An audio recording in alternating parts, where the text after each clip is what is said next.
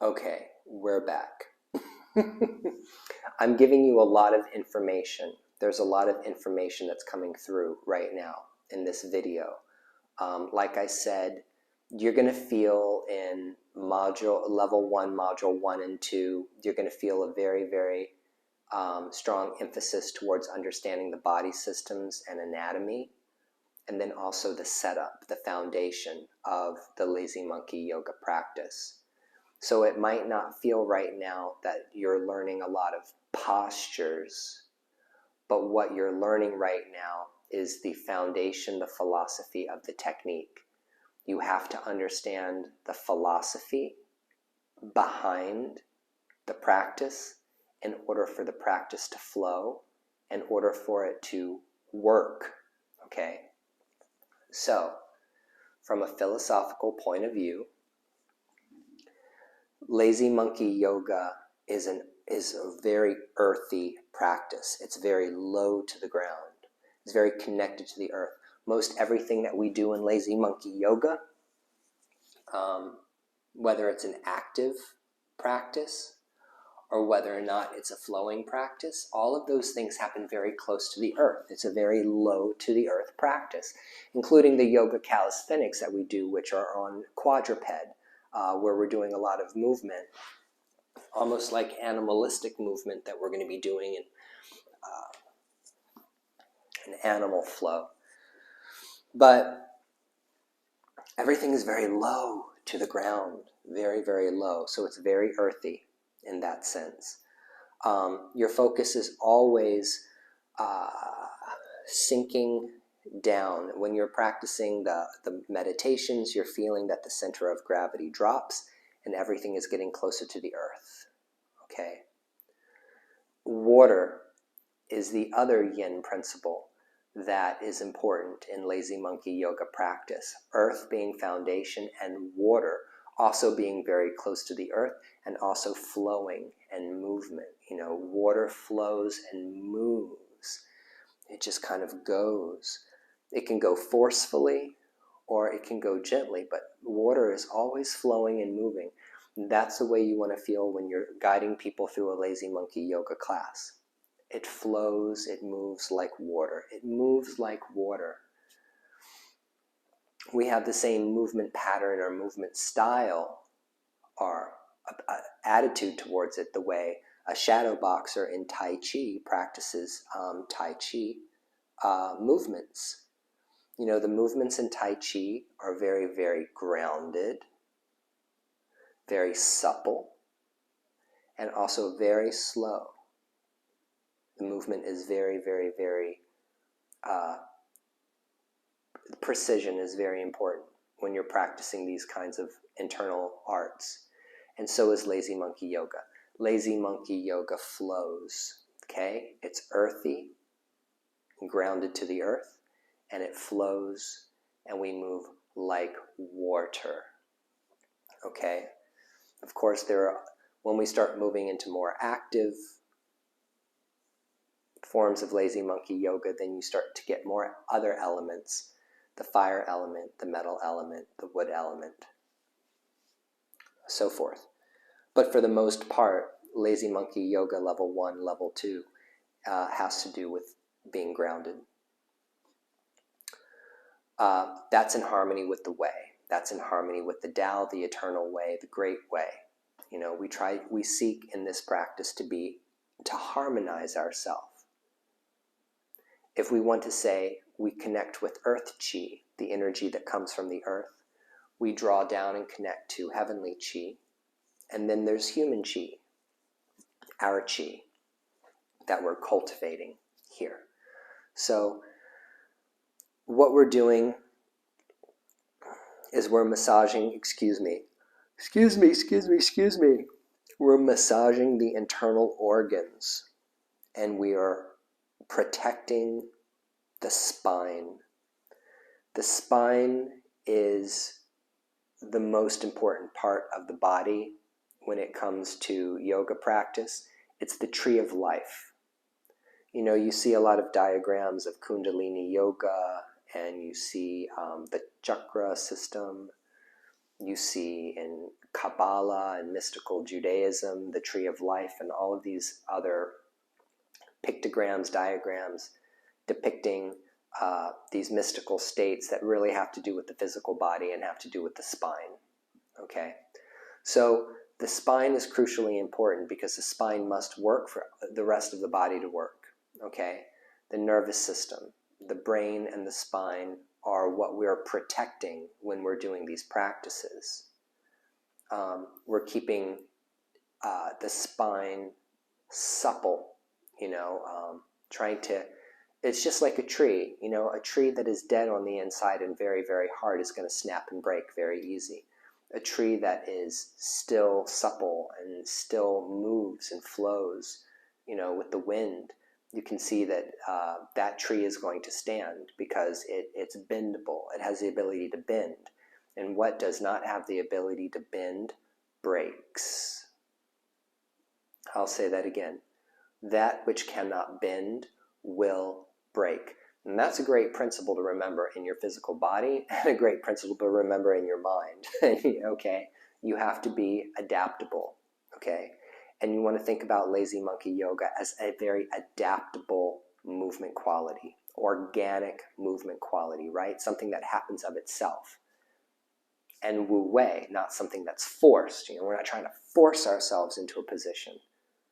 We're allowing ourselves, we're relinquishing control and allowing ourselves to submit to universal healing energy and the universe in general. We're allowing ourselves to submit, and then through wu wei, which is action from non-action, that happens. And what do I mean by that happens? What I mean is, you can try to force yourself into the splits. You're going to get very, very, very bad results from trying to force yourself to do the splits. Because if the muscle is cold, or you have not been actively conditioning the muscle to stretch in that direction, the muscle will snap. Boom. You will tear things, and then you will not be practicing any yoga. You will be nursing a torn hamstring for months, if not years.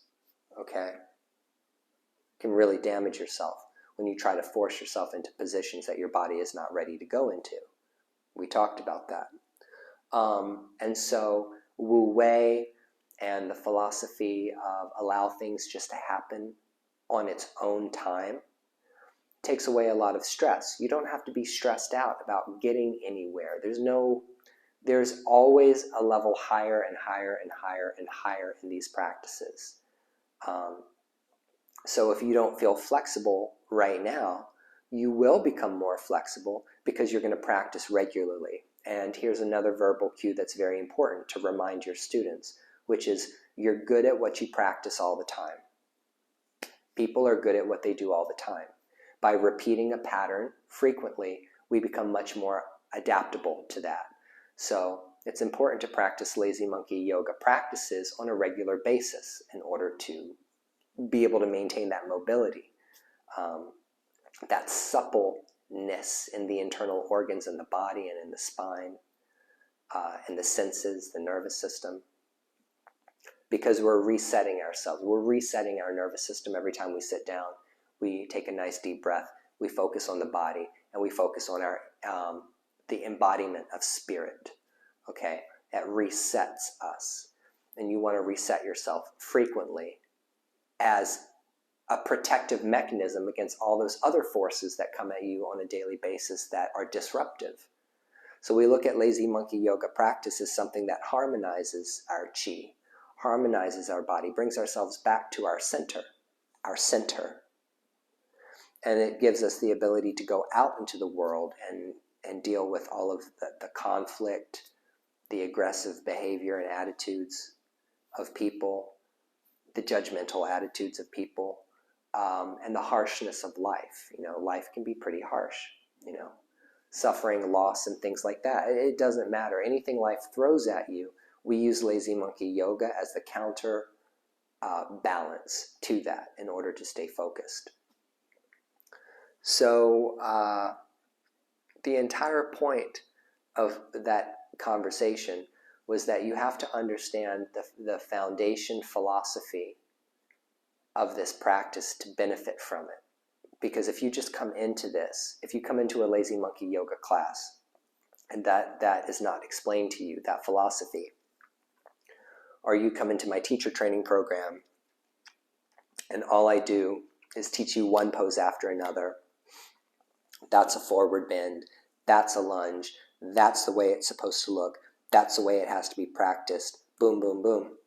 You're not going to get anything out of that. You're not going to grow because, once again, you're not approaching the physical discipline with the right mental attitude. Same thing in jiu-jitsu.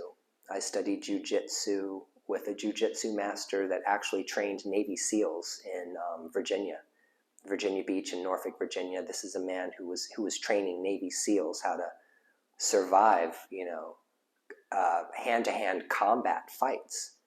This was also a man who survived a knife fight with, I'd say survived, the other guy didn't, in a knife fight in Vietnam against a Vietnamese soldier. So this stuff is no joke. This stuff is serious. And even in jiu-jitsu, jiu-jitsu is the martial art that primarily focuses on using the opposing person's body weight in order to gain the upper hand. It's something that moves, it's organic, it flows, and the patterns of movement are very cyclical. They're very cyclical. They circle. Same thing with lazy monkey yoga. Everything is very secular. It circles, it moves, there's movement. And in the freedom of movement, we find the freedom of the spirit and the body. Okay? So, the cross-leg seated position. Basically, what I said in another video, the last video, is we sit with our legs easy seated posed, crossed. That's when we do our lateral movement, our forward folding.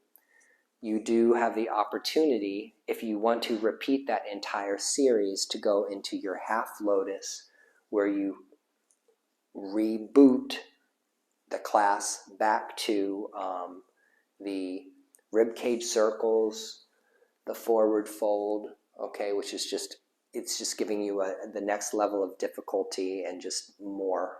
This is just more intense stretching. Just taking the intensity level of the stretch to the next level by doing your forward fold, doing your stretches side, whatever, maybe even twist. Where we move from there is we put our hands behind us on the floor, we put our feet on the floor, and we're starting to move. Okay, I had a little adjustment to one side. I'm not going to get the adjustment that I want right this second. But now what we do, because usually I'll get a spinal adjustment, a little reset, like a chiropractic adjustment after doing the beginning series, after doing the first part of the stretches. I will be loose enough that I start to get that release. But what we do is we do the windshield wipers. Windshield wipers, just to loosen up the hips and the lower back. And this is when we come to a cobbler's pose with soles of the feet together, or a butterfly pose with the knees splayed apart, and we sit up straight. We're still focusing on anchoring ourselves, the ankles, the feet, the sits bones, the butt cheeks. Everything is anchored here. Then we're going to reach up, and we're going to reach out. And once again, we're going to bring our hands to the earth. And what? We are going to tuck our chin to our chest and completely fold and release everything towards the floor, with the head hanging heavy towards the floor. From there, we're going to take either the left or the right leg, and we're going to go for a hamstring stretch. So this is called Jana Sirshasana to some yogis. or a modification of that. We're going to extend one leg directly in front of us so that the toes are directly in front of the nose, toes in front of the nose.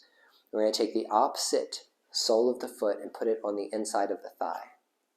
From here, we're going to gently encourage our flow of energy, our chi,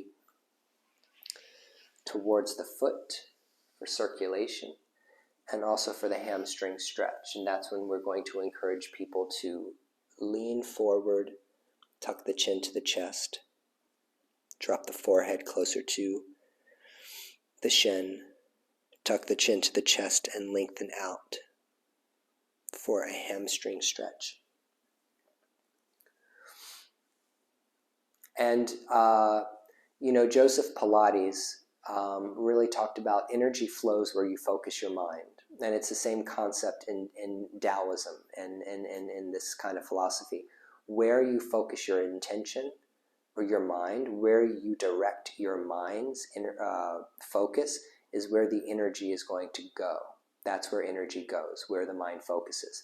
And so our focus is energetically really waking up the hamstring and also feeling the flow of chi move all the way down to the toes, through the heel, and even through the center part of our foot.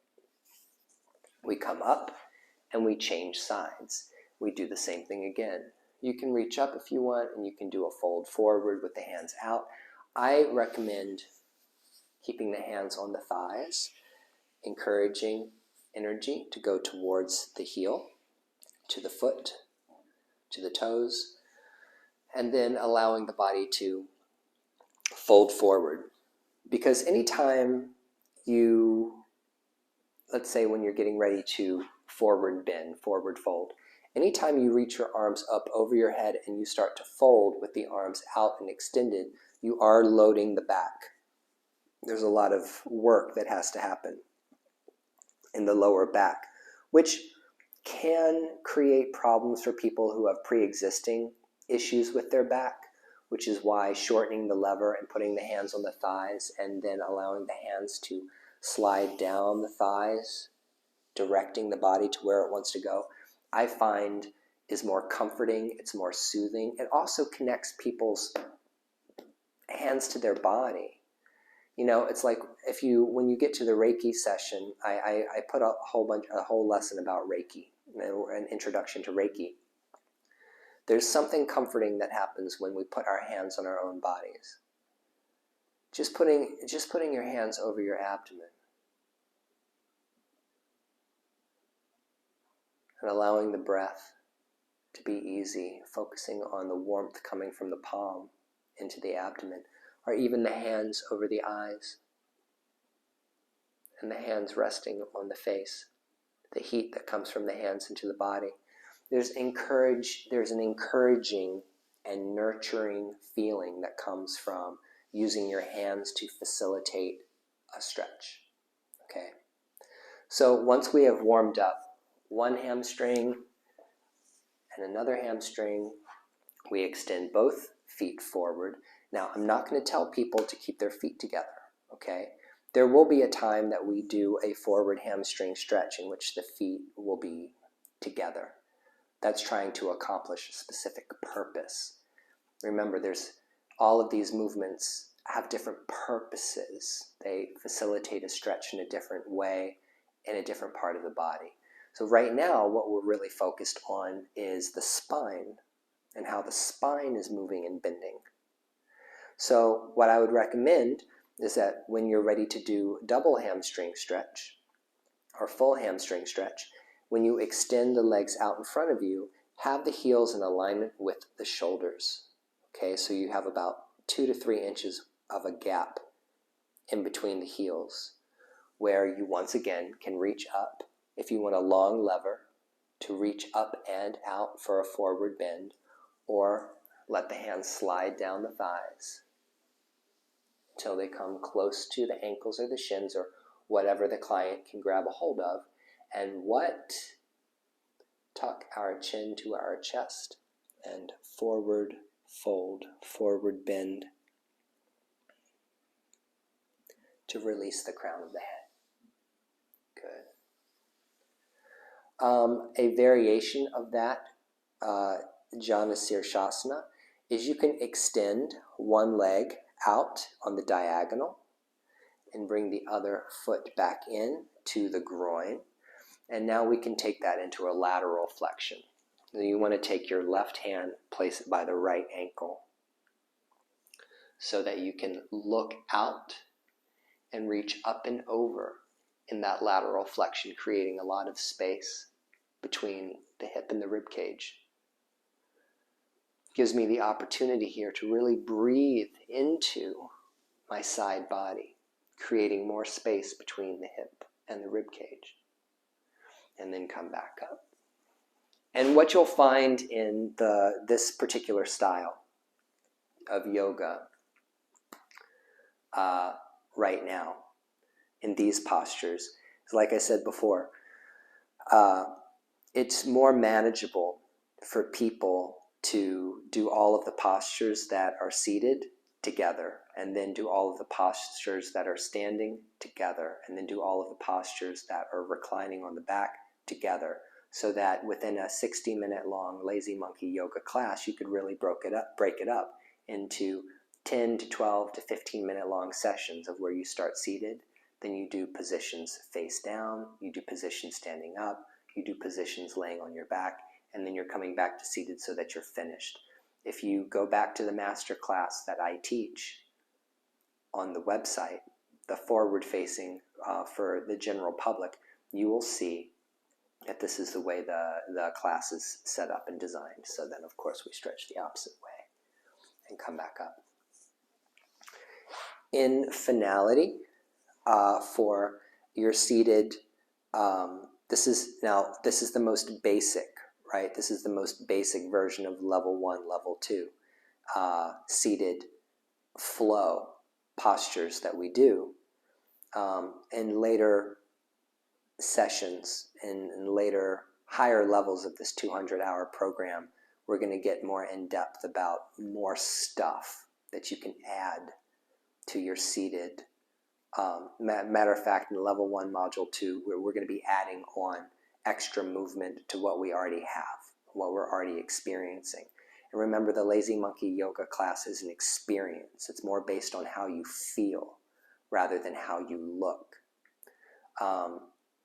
Because I don't know what's going on with you internally just by looking at you. I don't understand what's going on with you internally unless I ask or unless you volunteer to me information. And the whole purpose of all of these seated postures is because it works on the movement of the spine. It grounds us to the earth, the pelvis, the sits bones, the tailbone. We're grounded to the earth while the upper body is free to move. Okay, that is the whole purpose of this entire sequence. It's not complicated. It's not rocket science. It's not rocket science. You understand how the body is built, how the body develops, how it's put together. And now what you're doing with that knowledge is you're allowing yourself to now experience all of those things. Now you're allowing yourself to experience the feeling. I want to know how you're feeling inside. Because if something is making you feel good, that's a good thing. You want to do more of that. If something is making you feel bad or ill, then you need to avoid that. It's very, very simple. That which is nourishing and healing and brings us joy, peace, comfort, and compassion and love, we want more of that in our life. We want to attract, like attracts like, right? So we want to encourage those things. And anything that is not good, not bad, bothersome, or painful, or incites some kind of other feeling or emotion, well, that's something that we kind of like want to say, I need to pay attention to that because that's not good. That's something that's toxic to me, something that doesn't encourage wellness. It encourages something else, okay? Maybe it could be even sadness, depression, mania, or anger, which leads to being inactive, or what's the word I'm looking for specifically? Paralyzed, some kind of emotional, physical paralysis. and even some kind of anger that leads to negativity, negative words, and even violent actions towards others. So what we're trying to do is we're trying to attract those peaceful healing energies while at the same time paying attention to where all of that other stuff comes from. Okay? You have to have both. You have to have both, right? Because this is the world of duality, yin and yang, you know, positive, negative, creative, destructive. But for the purpose of this class in Lazy Monkey, we're focusing on that which is positive, upbuilding, and nourishing, and protective. And we're trying to let go of anything that is not that. Right? So it's about feeling. What are you feeling internally when you do these movements? On an emotional, mental, spiritual, and physical level. Next, we sit with our legs in a V. Okay, so this is not a straddle split. We're not working towards a split. That's not the purpose of this particular posture. We're sitting with our legs straight out in a V. And we're going to allow our left arm to come up and over and around and down, tucking the chin to the chest. Let the opposite arm swing around and up. So we're creating big circles with the upper body, the torso, and with the arms. This is still having a short lever because I'm not reaching out far. As I start to swing around, I'm going to replace one hand to the earth with the other one, and I'm going to swing up and around. I'm going to do that at least maybe 8 to 10 times. And then I'm going to encourage everybody to go in the opposite direction, reaching out, down, and around, and up, and doing these big sweeping movements, because now we're at a point in time in the class where we're going to start moving, doing larger movements, which I would encourage the next step in the process of this particular class would be moving into modified sun salutations, and then from modified sun salutations into full sun salutations. So what you're going to be learning and what you're learning in this particular class through this training is definitely at a higher level than what you see going on in the master class. The master class that is on this website is, very, very, very, very, very safe. We're talking about very, very safe movement that's not going to be damaging to someone's body if they're moving at the pace that they should be moving at. But everything that I've taught you in this lesson today about our foundation, about breathing, feeling, listening to the body, anchoring our trunk, the root to the earth, paying attention to the spine, paying attention to our feelings, paying attention to our energy. These are things that I want you to practice, every day or every other day for at least 10 or 15 minutes. 10 or 15 minutes a day. Sit down, cross the legs, close the eyes, and just rock yourself around, forward and back. Do some side bending, some forward bending, and really see what's going on in the body. Do a body scan from head to toe. What am I feeling when I do this movement? How does it make me feel? What is being released? Tension in my neck, tension in my shoulders, tension in my lower back.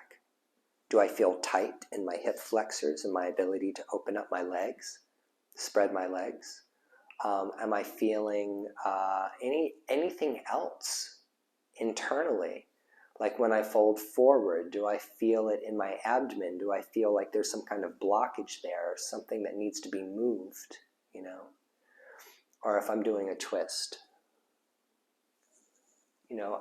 what's going on with my internal organs? Am I feeling something going on? The more you practice these lazy monkey exercises, the more in tune with the body you're going to get. And that's the whole purpose of all of this, is becoming attuned to what the body needs. These are the basic things that I want you to practice right now for your level 1, module 1. Level 1, module 2, we're going to go ahead and expand way past this and into sun salutations, because sun salutations are very important.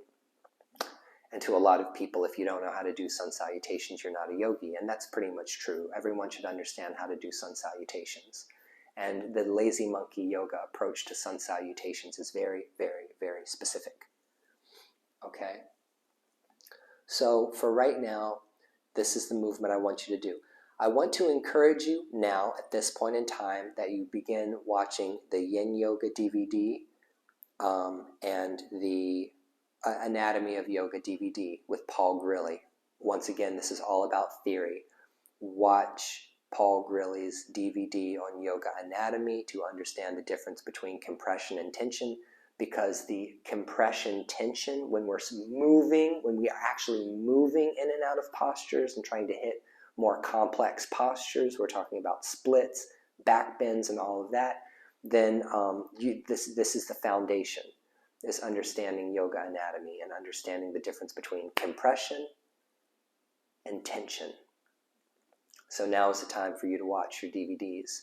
I'm really, because of how much homework you have, and I didn't really realize how much homework I've given you as far as reading material and watching videos in this one level, I'm keeping it very, very simple. I'm not going to be testing you or making you write any kind of papers on what we are doing physically right now, laying the foundation for the practice, or make you write any papers on the DVDs.